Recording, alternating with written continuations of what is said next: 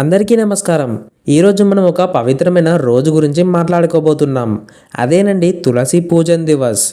మన ఇళ్లలో తులసి చెట్టు ఎందుకు పెడతాం? వాటికి పూజ కూడా చేస్తుంటాం. అండ్ ఈ ప్లాంట్కి ఇంత ఇంపార్టెన్స్ ఎందుకు ఉందో అండ్ తులసి పూజన్ దివస్ గురించి ఈ వీడియోలో తెలుసుకుందాం.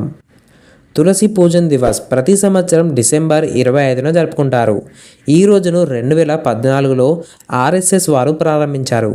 ఈ తులసి పూజన్ దివస్ ముఖ్య ఉద్దేశం ఏమిటంటే తులసి ప్లాంట్ ఇంపార్టెన్స్ని, దాని మెడికల్ యూజ్ని అండ్ ఎన్విరాన్మెంట్లో దానికి ఉండే ఇంపార్టెన్స్ని ప్రజలకు తెలియజేయడమే.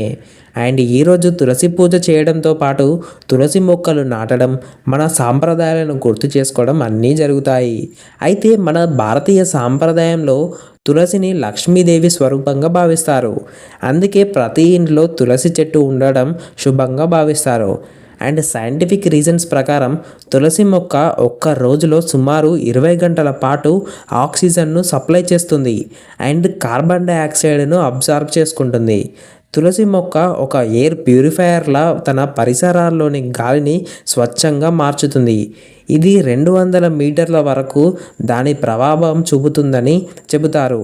ఇది మెడిసినల్ ప్లాంట్ అని మన అందరికీ తెలుసు. అయితే దీనిలో 800 రకాల వ్యాధులను నివారించే శక్తి ఉంది.